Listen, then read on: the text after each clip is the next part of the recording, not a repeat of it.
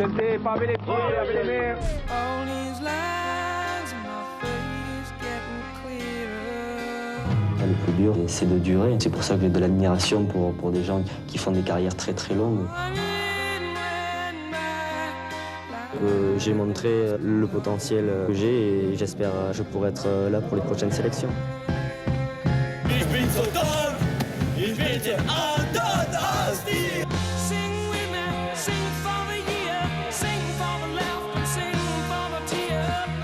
Première fois dans l'histoire du football français, on est champion du monde en France. Tu peux pas rêver quelque chose de plus beau que ça.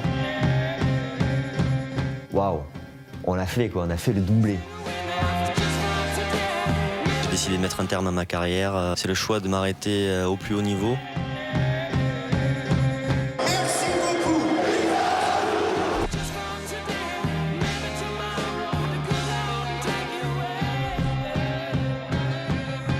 Ce qui fait la différence entre un champion et un sportif lambda, entre guillemets, c'est la revanche que tu veux prendre.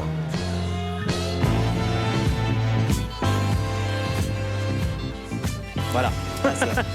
Salut. Bienvenue. Ça fait des frissons ces images-là. Eh ben, moi aussi, je peux dire que je suis extrêmement fier de te recevoir dans Click. Très, très, très, très fier. Et très heureux, j'ai envie de dire, à jamais le premier. Merci. Bonsoir Vicente, merci d'être avec nous. Tu es un ancien footballeur international, palmarès impressionnant. On va le rappeler quand même pour expliquer qu'on est une légende sur ce plateau. Champion du monde en 98, champion d'Europe en 2000, vainqueur de la Ligue des Champions en 2001, 6 fois champion d'Allemagne avec le Bayern de Munich, aujourd'hui consultant sportif sur TF1, après avoir été mon collègue sur Canal+, et un livre, Vivre de sport pour rester en forme. Ça vient de paraître aux éditions Flammarion. C'est un livre qui est une déclaration d'amour au sport et qui est peut-être un début de réponse à la question « Comment est-il aussi beau gosse ?» Voilà, c'est une question qu'on se pose tous. Là, on se dit « Mais comment il fait ?» Il y a deux personnes, c'est Pharrell Williams, Vicente Lizarazu. Comment vous faites? La génétique, mon papa, si j'avais la photo où il faisait du surf, c'était un athlète. Mon frère est un grand sportif. Donc dans la famille, c'est une famille de sportifs. Et donc on fait beaucoup de sport. Et quand tu fais du sport, c'est payant. Donc c'est très faux de dire que tu es un retraité. Oui, je suis pas un retraité du sport, ça c'est certain. Mais je pense que de toute façon, pour moi, il y a une continuité. C'est-à-dire que ce que vous avez montré, les images d'enfance, moi quand j'étais gamin, mon rêve c'était d'être un champion. Voilà, c'était mon rêve. Je voulais être un champion, quel que soit le sport. Il se trouve que j'ai choisi le foot et j'ai bien fait. Mais après ça, je voulais continuer à être sportif, un athlète, parce que c'est une nécessité pour moi. C'est un style de vie. Ça me fait du bien. Et donc, c'est pour ça que j'ai développé finalement une carrière de sportif dans d'autres domaines, dans d'autres sports. Il y a le jiu-jitsu brésilien, il y a le surf, il y a le ski, il y a la randonnée à ski, il y a le vélo. Et ce sont des sports qui sont tous très, très importants pour moi, avec des objectifs complètement différents, mais qui me font beaucoup de bien. Quand on se penche comme ça sur la carrière, on parlera tout à l'heure évidemment de France 98, parce qu'on a toujours plein de questions là-dessus, mais il y a cette idée d'arrêter sa carrière quand on est au top. Comment est-ce qu'on la prend, cette décision ? D'abord, on ne peut pas vraiment être sûr que c'est le bon moment. Ouais. Trop tôt, trop tard, c'est très compliqué. Parce que on ne peut pas préjuger de son état physique réel, parce qu'il y a plein de choses qui interviennent. Il y a l'aspect mental. Est-ce qu'on est dans une lassitude mentale qui fait que finalement, on a la marre? Est-ce qu'on est vraiment dans une usure physique? Et donc, on essaye de trouver le bon moment. Et on n'est jamais certain que c'est le bon moment. Donc, on essaye de ne pas faire ce fameux match de trop. Ouais. Mais c'est très difficile. Moi, je suis hyper touché à chaque fois qu'un athlète décide d'arrêter, même si c'est trop tard, même s'il fait le match de trop. Parce que nous sommes des êtres humains et que nous ne sommes pas des robots. Et on a été formatés pour être des machines imbattables. Et à un moment donné, et notamment sur la fin de la carrière, on se rend bien compte que nous sommes juste des humains avec notre fragilité. Et ce moment-là, il est très, très difficile. Donc, moi, j'ai choisi un moment, finalement, j'ai pu arrêter au top niveau avec le Bayern. Mais je sentais bien qu'il y avait une usure un peu mentale. Et mon usure mentale à moi, ce n'était pas une usure c'était une usure qui était liée au manque de liberté. Ouais. Voilà. Il n'y avait pas une usure physique, il y avait une usure mentale liée au manque de liberté, c'est-à-dire que je souffrais. Oui, j'étais en train de souffrir véritablement de ce cadre collectif. Et j'avais besoin, moi, de respirer, j'avais besoin de voir l'horizon à l'infini, j'avais besoin d'être le capitaine de mon bateau. Et donc, quand j'ai arrêté, je me suis senti libre. C'est-à-dire que le foot, ça devenait plus une passion à ce moment-là? C'était toujours une passion. M'entraîner tous les jours, j'adorais ça. Jouer au foot, j'adorais ça. Mais l'organisation collective, le fait de ne pas me décider moi-même de ce que j'allais faire chaque jour, le fait d'être dans un cadre collectif, un entraînement, le bus, prendre l'avion, aller faire un match, aller faire des mises au vert. Des mises au vert, pourquoi? Parce que les mecs ont peur que les gars sortent la veille des matchs. Mais moi, je me préparais bien pour les matchs, donc je n'allais pas sortir. Ouais. Et donc, tu es infantilisé et je ne supportais plus. Je pense que c'est quelque chose que tu supportes quand tu es jeune, mais quand tu as 36 ans, que tu es adulte, que tu commences à être très, très mature, tu as envie de décider pour toi-même. Et donc, je pense que c'est ça qui a fait qu'à un moment donné, j'ai dit, il faut que j'arrête. On a eu sur ce plateau un autre joueur de l'équipe de France, Aurélien Tchouaméni, qui lui a parlé du rythme, en disant, voilà, le rythme, il est trop grand, ça nous épuise la santé physique, ça nous épuise la santé mentale. Est-ce que toi, tu la comprends, cette génération? Oui, c'est vrai, je jouais tous les 3 jours. Jouer dans des grands clubs où il y a la Ligue des Champions, des matchs extrêmement intenses, jouer en équipe nationale avec des Coupes du Monde, avec des championnats d'Europe, des matchs très intenses. Le championnat, c'est un peu plus cool, tu peux un peu plus gérer, mais ces matchs-là, ça demande une énergie folle. Donc, les gars, ils en sont à parfois 60 matchs par saison. C'est énorme, c'est beaucoup d'exigences. On ne supporte plus la frustration quand on est supporter maintenant. C'est-à-dire que quand tu perds un match, tu te fais insulter. Il n'y avait pas cet excès à mon époque. Et donc, ouais, je comprends que ce soit difficile parce qu'il y a beaucoup de matchs, parce qu'il faut être au top niveau et qu'on ne te pardonne aucune erreur. Maintenant que tu es du côté commentateur, comment est-ce que toi, tu le vois, ce foot, ce nouveau foot? Je le vois avec la bonne distance, en fait. Je pense que je suis exactement à ma place. C'est-à-dire que je voulais continuer à être dans le foot, un pied dans le foot, mais je voulais être aussi avec un pied dans la vie, dans le monde. Partir en Polynésie, partir au Groenland, avoir une vie qui n'a absolument rien à voir. Et moi, le foot, je continue à l'aimer, je continue à aimer le jeu, je continue à aimer les grands matchs, à aimer voir et commenter des matchs de Coupe du Monde, comme par exemple la dernière finale de Coupe du Monde, même si on l'a perdu. Mais le football, l'organisation du football, la façon, la médiatisation du football, l'argent dans le football, ça n'a pas évolué dans le bon sens. Trop. Trop de quoi? Trop de tout. Alors, pas facile pour les joueurs non plus, mais trop d'excès. J'ai un peu une nostalgie du football que l'on a connu. Alors, je ne vais pas faire les anciens combattants, mais il était à visage plus humain. Ça rigolait. C'était plus détendu. Ouais. Aujourd'hui, tout prend des proportions incroyables. Kylian Mbappé, par exemple, qui est sûrement l'athlète le plus payé au monde, le footballeur le plus payé au monde, et tout ce qu'il génère en termes de compliments et de critiques, c'est complètement fou. C'est tellement difficile à supporter ça. C'est phénoménal la façon dont il arrive à gérer ça à son âge. Moi, je trouve qu'il a fait... Personnellement, moi, tout ce qu'il a fait, je trouve ça fantastique d'être resté quand même assez solide avec toute la pression qu'il a, toute la pression qu'on lui met. On devrait être fiers de ce qu'il a réalisé pour l'équipe de France, de ce qu'il réalise pour la France. De tout ce qu'il a réalisé. Et il s'en prend plein la tronche. Voilà. Moi, je trouve ça complètement excessif, mais c'est le monde dans lequel on est aujourd'hui. On est dans l'excès, il n'y a absolument aucun équilibre. Pourquoi est-ce qu'on prend aussi sérieusement chaque sortie, chaque déclaration d'un footballeur aujourd'hui? Est-ce que ça ne fait pas partie des dérives du foot actuel? Oui, mais après, ça fait partie des dérives aussi de la médiatisation, de ce monde médiatique que je connais assez bien maintenant, qui est devenu assez complexe, avec les réseaux sociaux, avec les sites internet qui vont prendre un petit bout de phrase pour faire du buzz et exciter les gens. Moi, j'aimerais bien qu'on revienne à la base, c'est-à-dire qu'on s'intéresse au contenu d'un livre.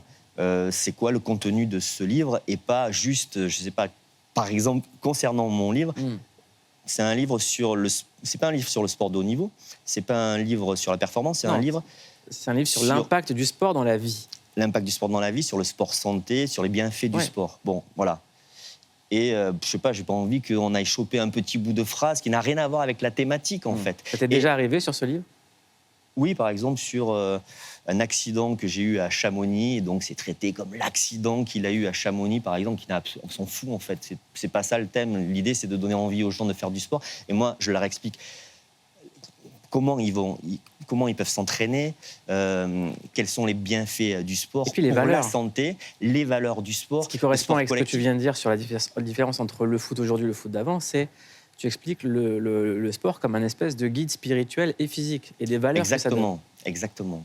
Et donc, pour revenir sur la médiatisation, voilà, c'est pas que le football, c'est aussi la médiatisation autour du football.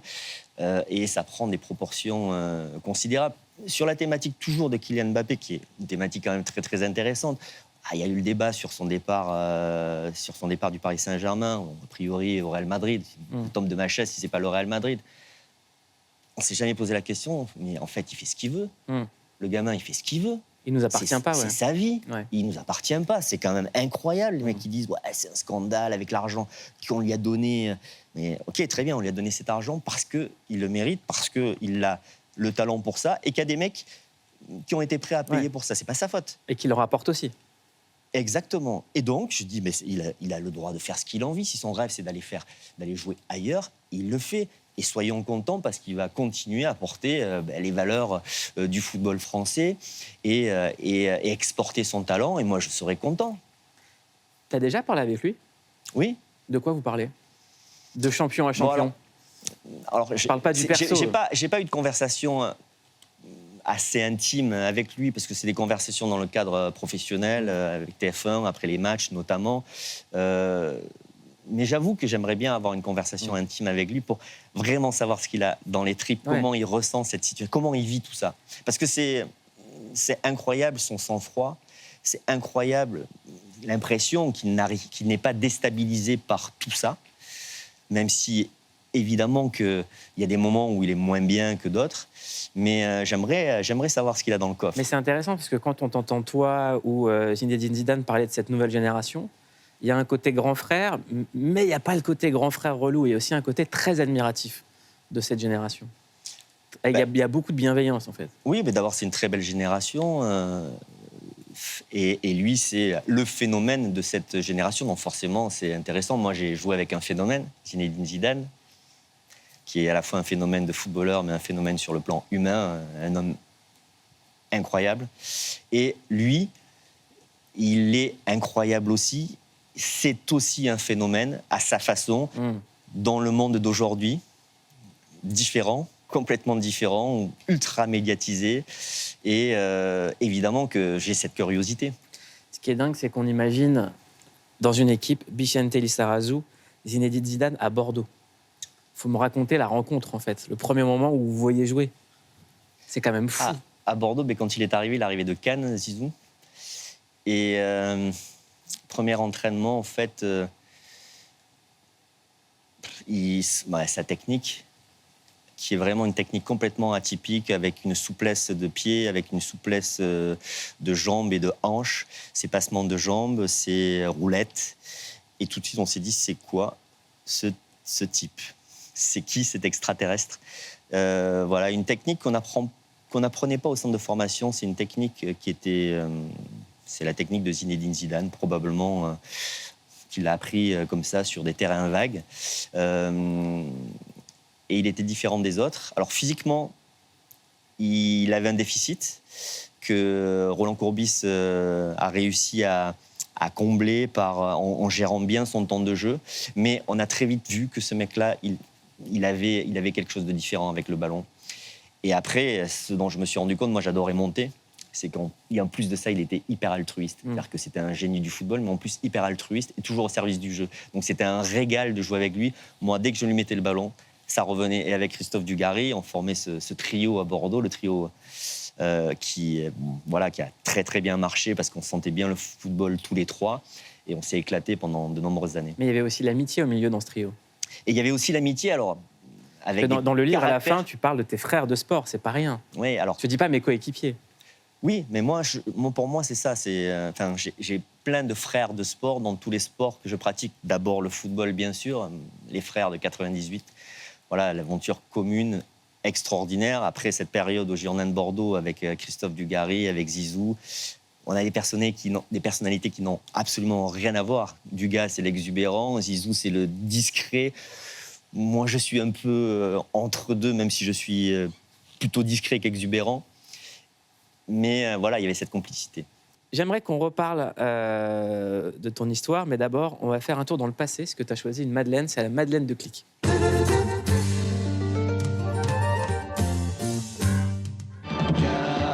Capitaine Flamme, tu n'es pas de notre galaxie, mais du fond de la nuit. Capitaine Flamme. Qui était Vicente Lizarazu quand il regardait Capitaine Flamme? Je crois que j'avais envie d'être aventurier aussi. J'avais envie d'être un héros. J'avais envie... Alors, j'avais envie d'abord d'être un champion, mais j'avais envie de voyage, j'avais envie...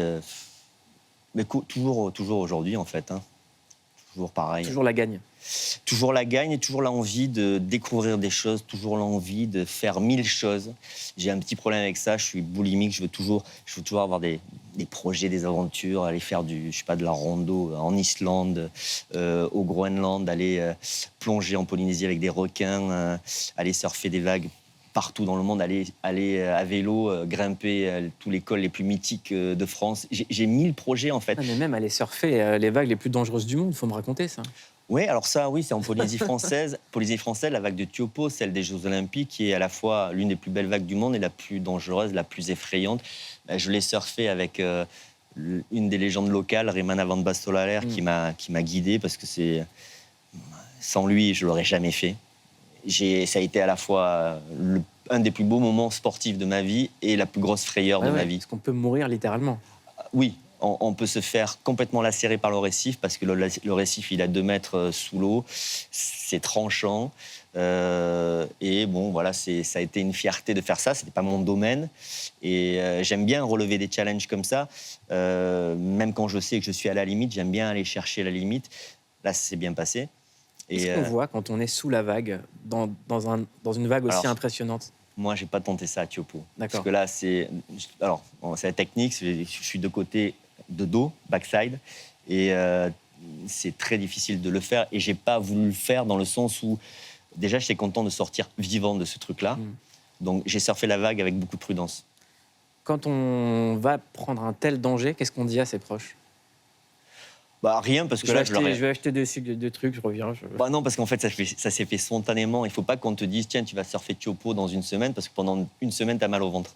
Donc, ça s'est passé le matin. Reymana, il m'a appelé, il me dit, écoute, tu n'as pas fait autant de kilomètres pour venir en Polynésie française et pas surfer Tiopo. Aujourd'hui, tu vas surfer Tiopo. J'ai pas eu le choix, il m'a envoyé là-dedans. J'aimerais qu'on reparle de 98, parce que le livre s'ouvre avec une lettre d'amour à un pote. Ce pote, c'est le foot. Pour plein de gens, la Madeleine, c'est France 98. Moi, je suis né en 80, donc 98, c'est très important dans ma vie. C'est important même dans l'histoire du pays. Ça a été constitutif de plein de choses.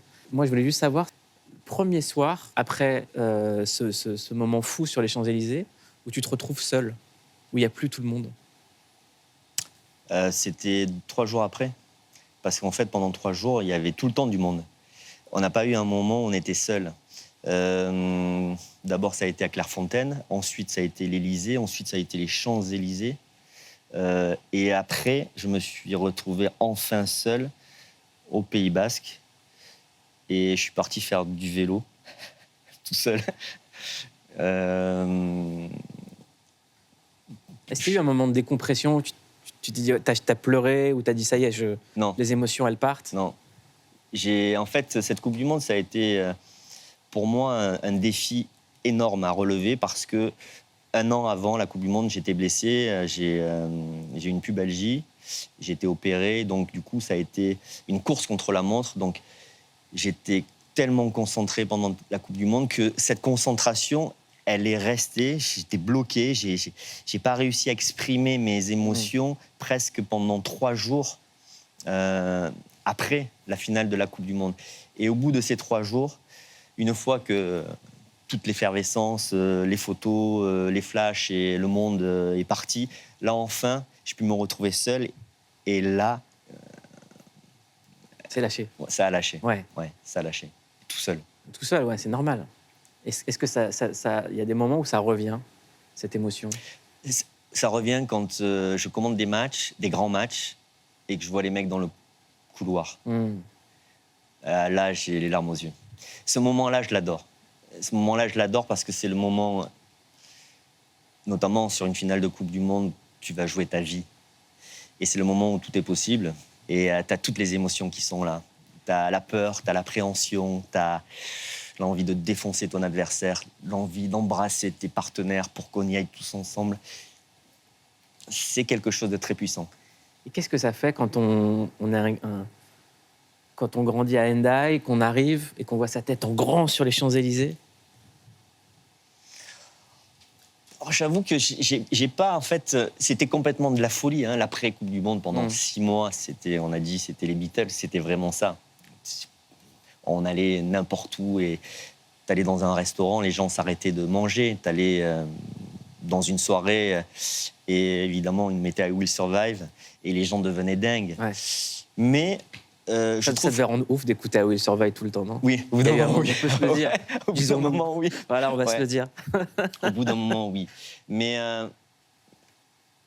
je trouve qu'on a bien géré. Ouais. Je trouve qu'on n'est pas parti en couille. Je trouve on est resté droit, on est resté solide. Et franchement, on a été costaud là-dessus aussi. Vous le disiez entre vous, restons concentrés parce qu'on représente maintenant quelque chose ou ça s'est fait naturellement? Ça s'est fait naturellement, en fait. C'était le mental de groupe. Je pense qu'on a tous vécu un peu différemment.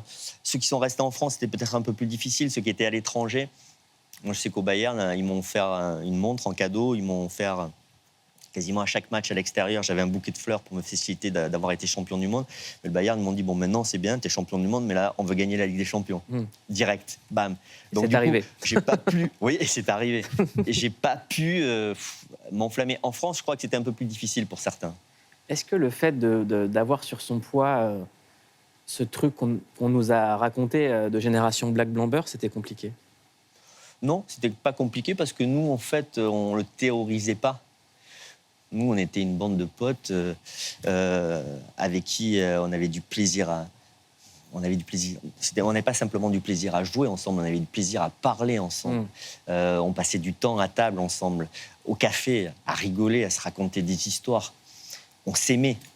Et c'est d'ailleurs grâce à ça qu'on a été une équipe, parce qu'on était solidaires, parce qu'on s'entraidait. Quand il y en avait un qui était en difficulté, l'autre allait l'aider. Pour Zizou, j'aurais été prêt à me sacrifier. Si je voyais un mec qui le taclait, j'allais le tacler. Si je voyais un mec qui l'emmerdait, j'allais aller le voir. Et lui, il aurait fait la même chose pour moi. Et donc, nous, c'était quelque chose de naturel, de simple. Après, que derrière, il y a eu ce message-là, tant mieux. Si ça peut permettre d'unir les gens. Voilà, maintenant, je trouve que on a représenté quelque chose de très, très beau. Et encore aujourd'hui, je pense que dans l'imaginaire des gens, cette génération, cette équipe, elle représente quelque chose de très beau, de très collectif. En tout cas, ça nous manque. On est allé faire un tour sur les réseaux de Vicente Lizarazu. C'est sportif, c'est un clic sûr.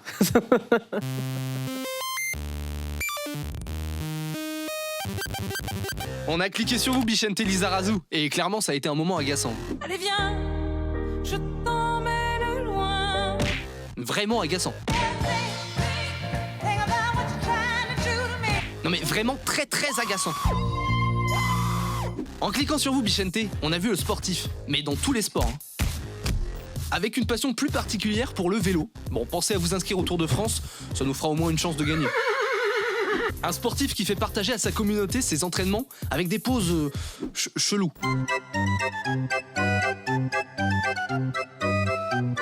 Des pauses dans lesquelles vous êtes très à l'aise. Ouais, désolé, bon, j'ai le droit une fois dans l'année, alors j'en profite. Mais Bichente, c'est aussi le journaliste fan de veste en cuir. Et le commentateur, qui forme un binôme avec Grégoire Margoton, avec qui vous partagez la passion de la musique.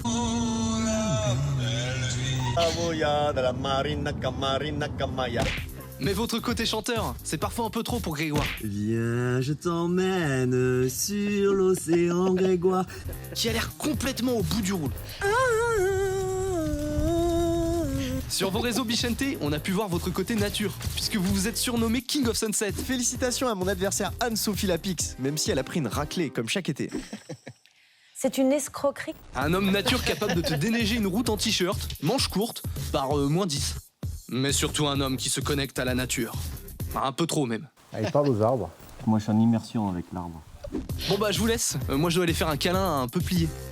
Et on embrasse évidemment Anne-Sophie Lapix, qu'on aime beaucoup chez Click. On est toujours avec Bichente Lizarazu et on va faire l'interview compte à rebours 1 minute 30 pour un maximum de questions et un maximum de réponses. Si tu ne devais faire plus qu'un seul exercice de sport jusqu'à la fin de tes jours, ce serait lequel?